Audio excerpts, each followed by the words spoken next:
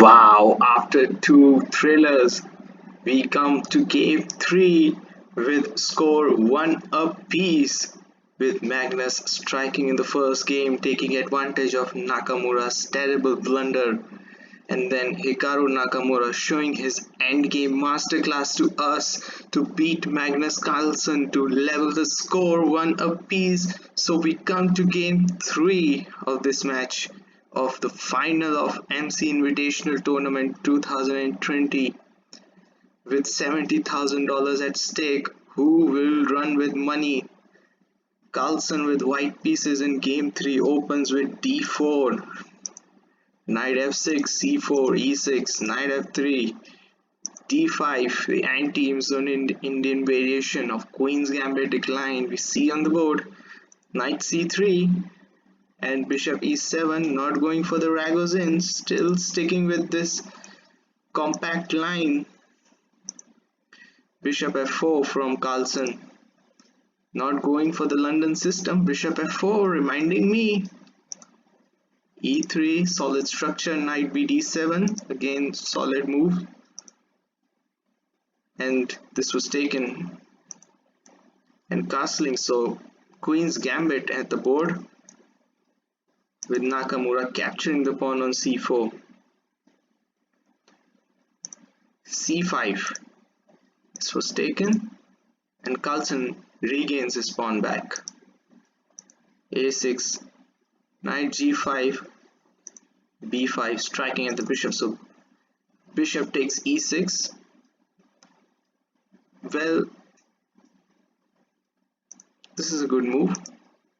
It looks like losing a piece, but no. There are two pawns for it and a rook. So what's the score? Rook and two pawns against bishop and knight. So good compensation. Nevertheless, knight e4, bishop b7, but to note that if knight takes, then queen check picks the rook instead of knight, or yeah. So bishop b7 attacks the knight, double attack on the knight. So knight picks the bishop, queen takes, rook c1, queen e4, queen d5, threatening mate on g2, f3, and queen takes a2, taking the pawn, e4. So still rook f2, good move. Rook c8, rooks were exchanged, and now queen d8, attacking the bishop.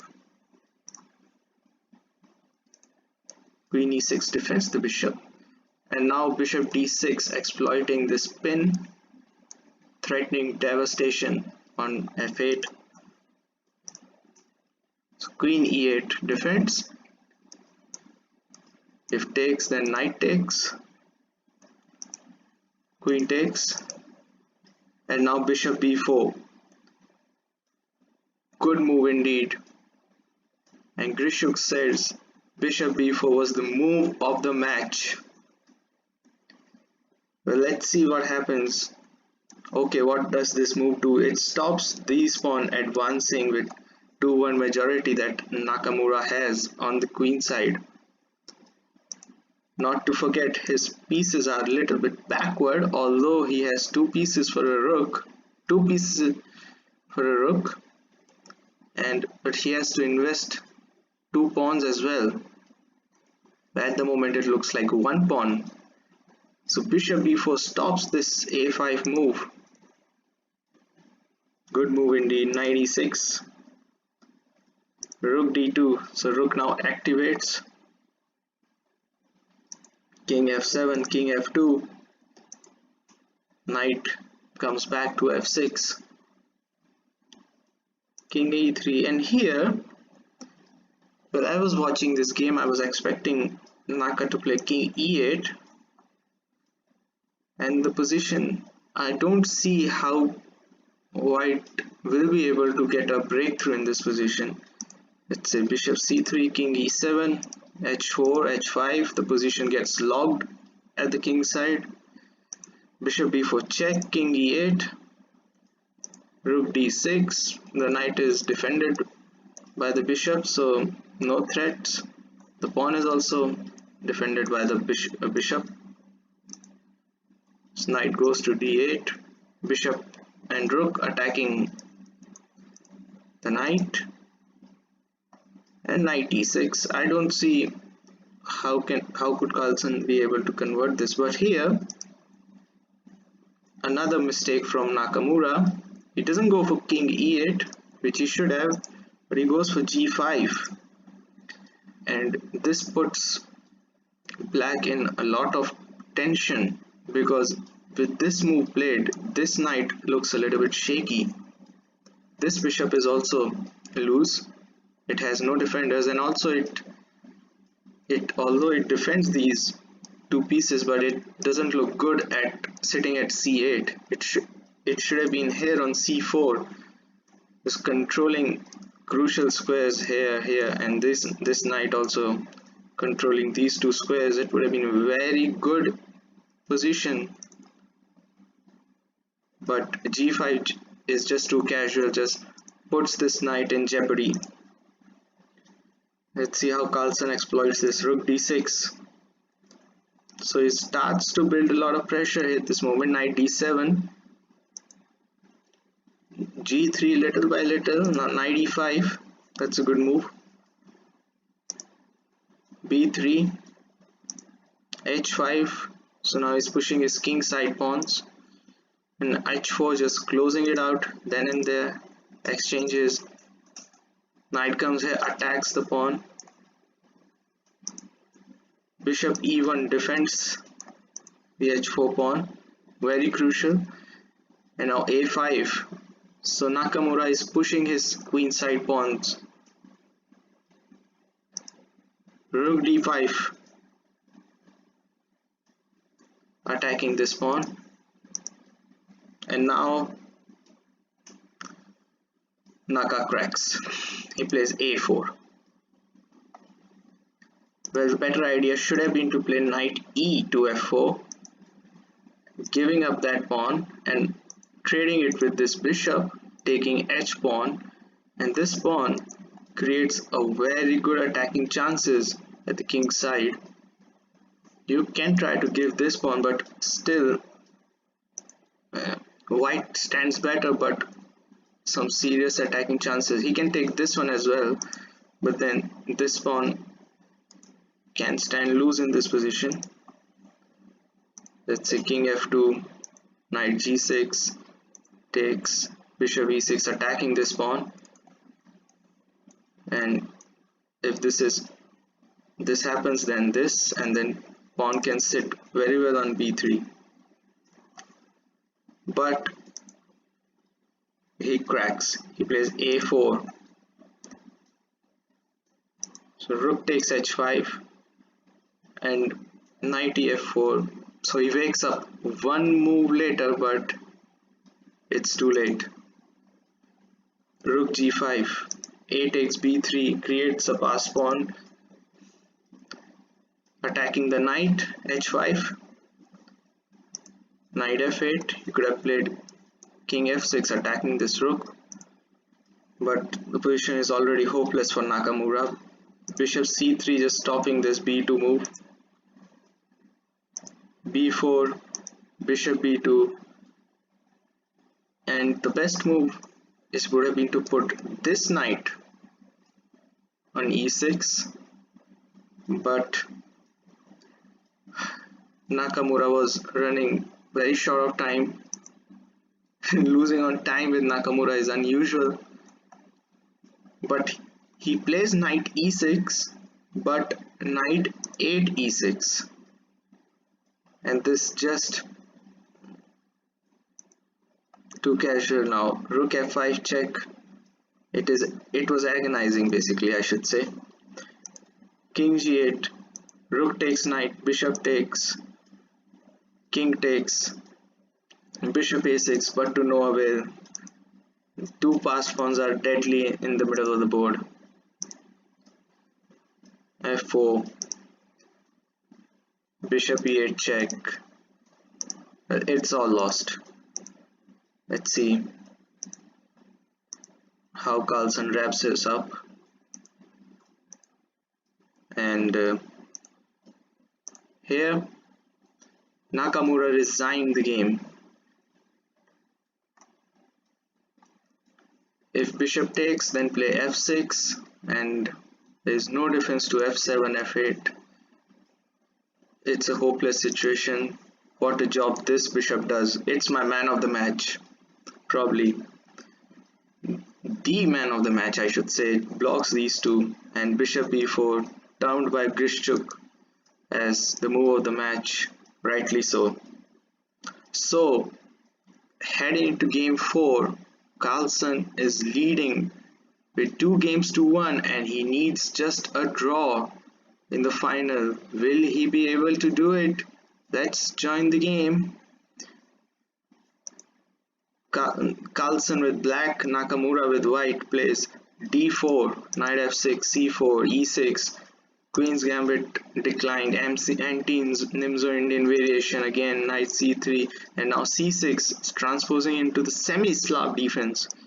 So we will roll forward to go to the crunch moment. Nothing significant at the moment is going on. Again, the c capture.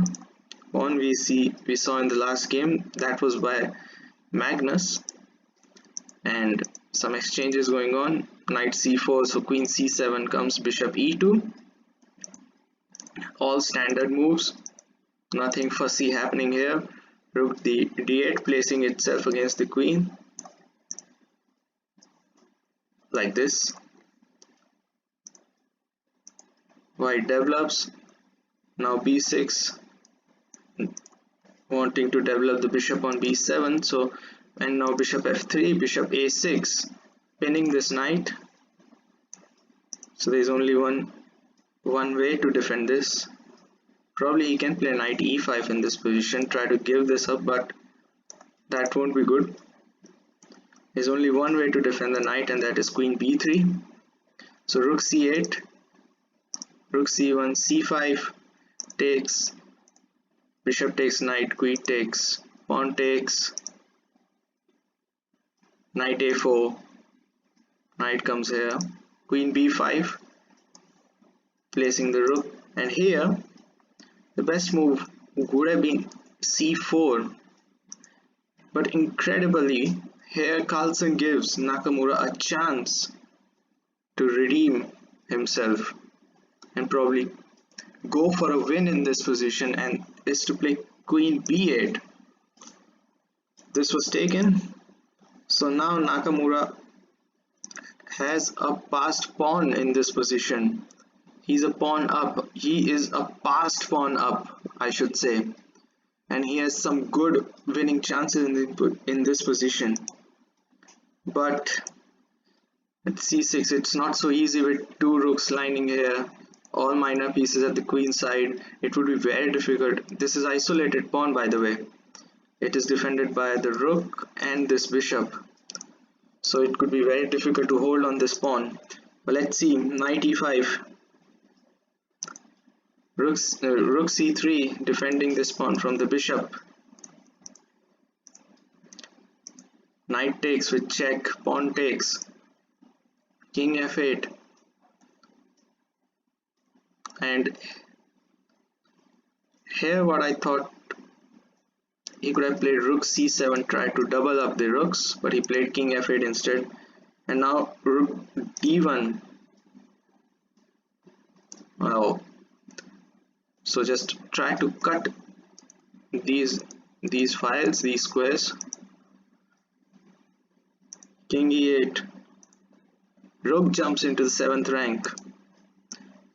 Bishop attacks the rook. Rook comes to c5, and he gives up his pawn back with a nice witty tactic. But still, he's a pawn up. This position, I thought he took a pawn back, but Naka takes on a7. Well, that's good. The knight goes to e4, f5, So he's harassing the knight, and now in this position he could have been little by little had improved his position and could have tried to run this pawn down the board, but it's too difficult in these situations. He could have tried. He was playing very well here, and he makes a mistake. Rook a7. He should have pushed a5. Carlsen returns the compliment with king f6, and now f4.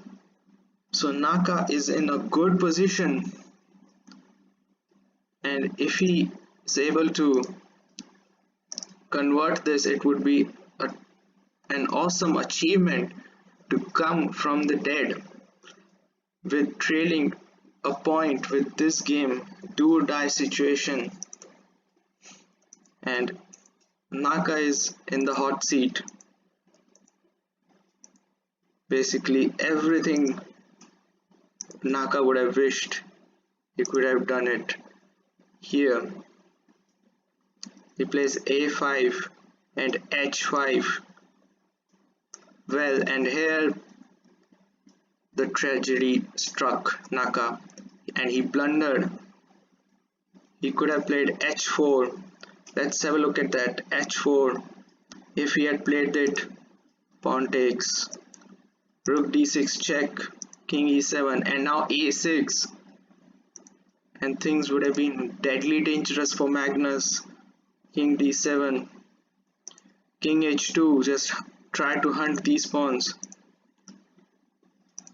h3, and he could have taken it, or to play rook d6 first, and then he could have tried and taken this, and this position would have been very good for Naka, but as I said, the tragedy struck him. Rook d6, and from here Naka couldn't able to make progress. It was there to see him helpless. Naka couldn't do anything, just repeating the moves, running very short of time, under a minute, only 36 seconds, living on the increment. He tried everything, but pity him, couldn't able to convert. The position was repeated, the game ended in a draw, and Magnus Carlsen wins his own tournament, MC Invitational 2020. A tremendous achievement from Magnus. Well, things were tough, especially against Ding Liren in the semi-final, where he had 2 games to turn it around, and boy, didn't he turn it around. He just fought tooth to tooth, toe to toe, and knocks the Chinese out of the semi-final, trailing a point, and then in this final, striking in the first game, losing in the second, comes back strongly in the third, and in fourth, he just had to make a draw, and he did. Congratulations to Magnus Carlsen of winning this tournament. It was an amazing match. Yes, online chess is the future, but online chess won't ensure the perfect chess. I hope you liked the video. I hope you liked the match. I hope you liked the analysis. I hope you liked the stuff that I presented you. I will be presenting you more stuff. I will be trying to take you to the nostalgic moments in this beautiful game of chess. I hope you like the video. I hope you like my analysis, and most importantly, I hope you like the chess. Thanks for watching. Bye. Cheers. See you later.